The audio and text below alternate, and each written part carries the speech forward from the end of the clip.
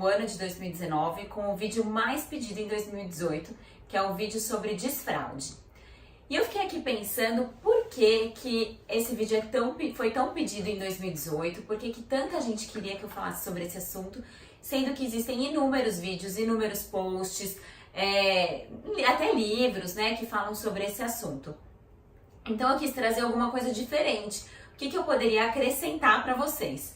Então eu convidei a Ana Vitória, ela é psicóloga, formada pela USP, e ela estuda o desenvolvimento infantil. Então eu a convidei para que ela falasse junto comigo sobre uma outra perspectiva, de uma perspectiva científica, um olhar para o desenvolvimento da criança. Tanto cognitivo, motor e emocional também, que é tão importante. Aliado a isso, a minha experiência pessoal e a disciplina positiva, né? Onde o objetivo é fazer de uma forma respeitosa e empática, respeitando o tempo da criança, né? Então a Ana Vitória vai me ajudar nesse bate-papo e a gente vai conversar um pouquinho sobre esse assunto. Bom, em primeiro lugar, eu acho que um dos aspectos que a disciplina positiva coloca, enfatiza, eu vejo sempre pelas publicações da NO, é a questão de poder olhar para a criança como um ser complexo, um ser em constituição e que é ativo ao longo de todo esse processo. E eu acho que no caso do desfraude isso não é diferente. Então é importante que ao longo de todo o processo, nós adultos, nos coloquemos no lugar dessa criança, na perspectiva mental dela, para que a gente possa compreender o quanto esse processo é complexo, é um marco no desenvolvimento da criança, é grandioso. Né? Para a gente pode parecer simples, mas para a criança não é simples. E um dos exemplos, né, da importância de se colocar na perspectiva mental da criança. Para nós adultos, em geral, tanto cocô quanto xixi, é visto como algo negativo, como alguma coisa repulsiva, enquanto para a criança aquilo é uma produção dela, é algo que ela faz, ela controla, ela libera, e muitas vezes ela até dá de presente para os cuidadores. Então, esse é um exemplo de como é fundamental que a gente possa se colocar no lugar da criança, no ponto de vista da criança, e ser empático ao longo de todo esse processo para que a gente possa contribuir para isso, né? Então eu acho que esse é um olhar da disciplina positiva que é muito bem-vindo na condução de todo o processo do desfraude. Sim, e na nossa cultura, sim, até na nossa sociedade, na nossa realidade, muitas vezes o desfraude acontece por volta dos 2 anos, né? Que coincide com o Terrible 2, aqueles terríveis 2 anos, né? Que é onde a criança está apresentando para os pais inúmeros desafios de comportamento. E aí o pai e a mãe se vê nesse momento de fazer o desfraude. E aí como é que o pai e a mãe vai conseguir gerenciar esse momento, né? Então esse momento pode ser tão conflituoso, pode ser tão desgastante tanto para a criança quanto para os pais. E por que acontece isso? É importante a gente entender o que acontece no cérebro da criança nessa fase, né? Esses terríveis 2 anos coincidem com um período no desenvolvimento neurológico que a gente chama de poda neural. O que acontece? Do 0 aos 2 anos a criança está desenvolvendo, está sendo estimulada, está aprendendo, está convivendo com as pessoas, né, com a família, enfim.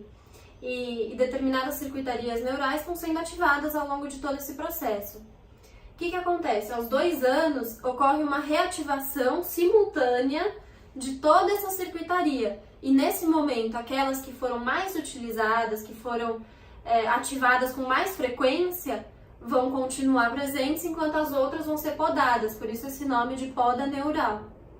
E por isso que a gente fala, né, da plasticidade neural do 0 aos 2 anos. É esse momento em que essa circuitaria está sendo formada e depois aos 2 anos é como se o sistema nervoso, digamos assim, fosse decidir o que vai ficar e o que não vai ficar.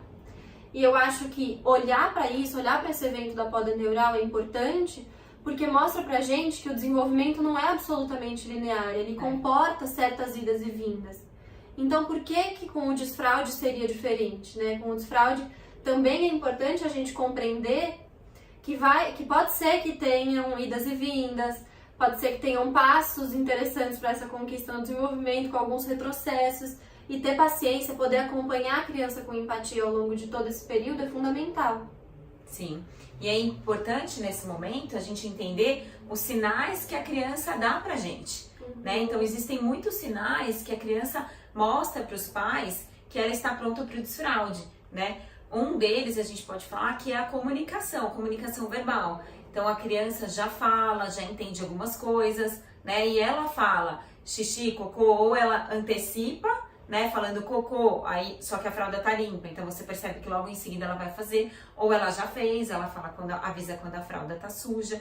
Então esse é um dos sinais, além da parte motora, né, então consegue pular, correr, já anda, então já teoricamente teria já o controle esfincteriano um pouco mais elaborado. E tem também a parte não verbal, então a criança vai para um canto da sala, vai para debaixo da mesa, e aí você sabe que ali naquele cantinho ela vai fazer cocô, por exemplo. Então aí você já pode, né, entender, compreender que aquilo é um sinal de que a criança vai fazer cocô, então você pode antecipar, levar a criança, né? E fazer e apresentar isso para a criança de uma maneira lúdica, né? Tentar entender os sinais que ela passa e a mensagem que você passa para ela de acordo com a idade dela, né? De acordo com a realidade dela, tentando entender o momento que ela tá vivendo, né? Então é importante que os pais, os cuidadores estejam atentos a esses sinais que vêm da própria criança, né? A criança tá falando, muitas vezes ela tá falando mesmo de maneira verbal, muitas vezes ela tá fazendo gestos que mostram essa prontidão e mais do que uma prontidão, um interesse para que o desfraude aconteça.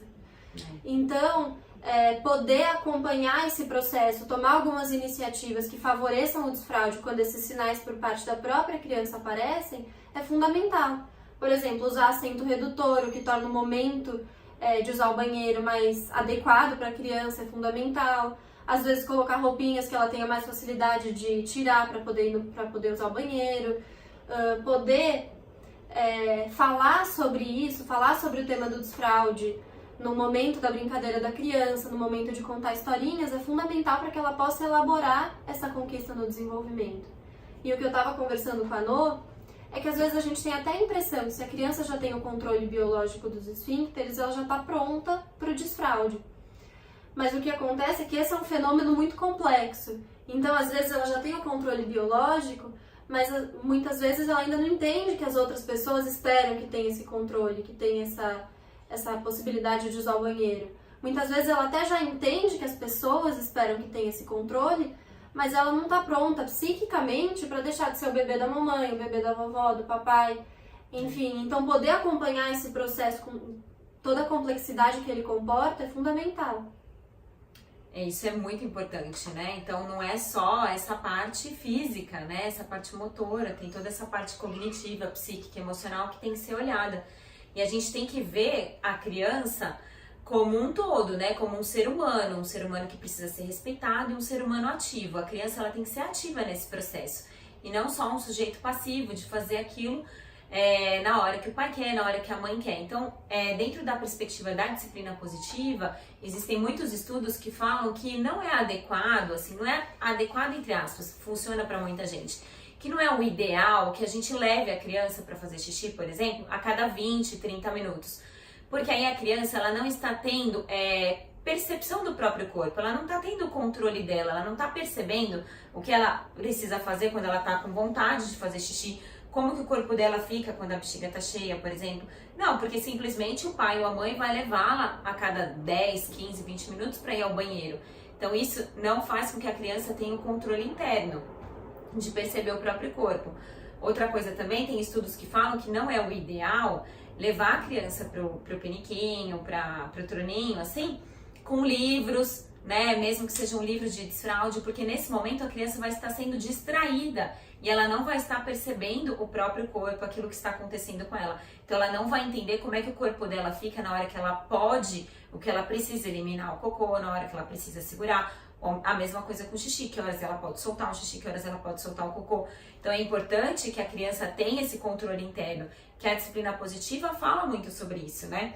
É o controle interno da criança e não o controle externo, né? Sobre manejo e vontade do adulto. Então a gente tem que tentar entender esses sinais que a criança traz para poder antecipar isso e trazer isso para a realidade da criança e para a sua própria realidade.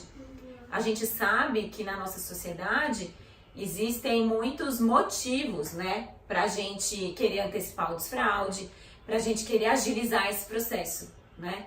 E um deles é que a fralda é muito cara, né, Ana Vê? Tem outros. Sim, muitas vezes para entrar na escolinha, um pré-requisito é justamente estar sem fraldas. Para mudar de turma, às vezes a criança já está na escola, mas para ir para o ano seguinte com a outra turminha, ela precisa já ter retirado as fraldas. Então a gente compreende muitas vezes essa pressa dos pais.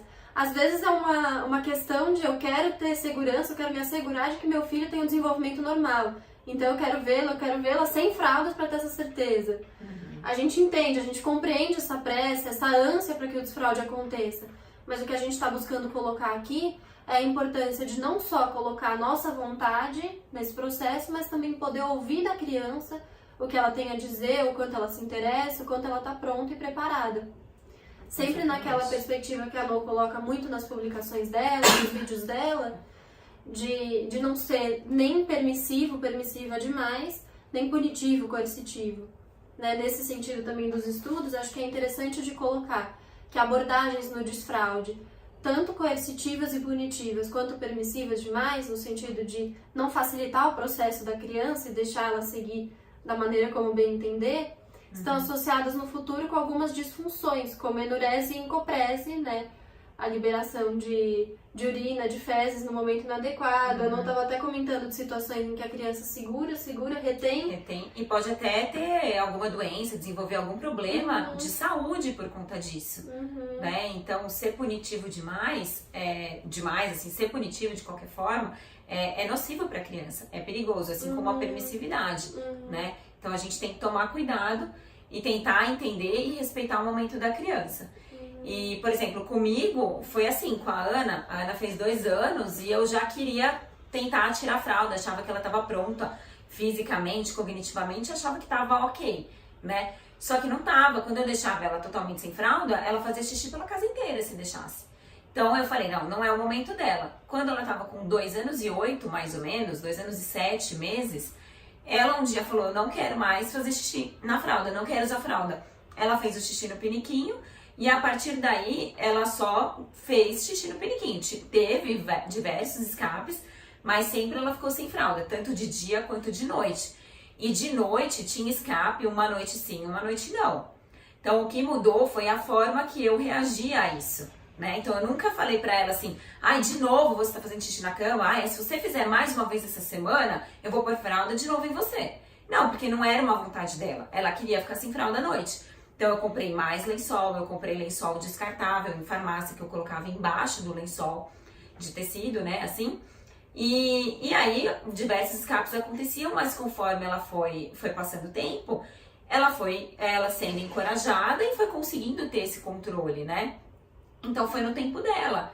Então o que muda é a nossa forma, a nossa maneira de reagir a isso. Adversidades, escapes, dificuldades, a gente sempre vai ter. Né? É um processo difícil tanto porque é um momento difícil para a criança, né? Tá acontecendo, é um momento de desenvolvimento muito intenso e é um momento que dentro da nossa sociedade, né? Muitas coisas estão acontecendo, a criança muitas vezes está indo para a escola nessa época do ano, nessa época, né? Da vida dela, então tudo isso muda e interfere, né? No manejo desse desfraude, que de qualquer forma tem que ser respeitoso. E o respeito na disciplina positiva, ele é um respeito mútuo, então tem que ser bom, tanto para a mãe, para o pai, quanto para a criança, né? Então é importante a gente pensar sempre assim.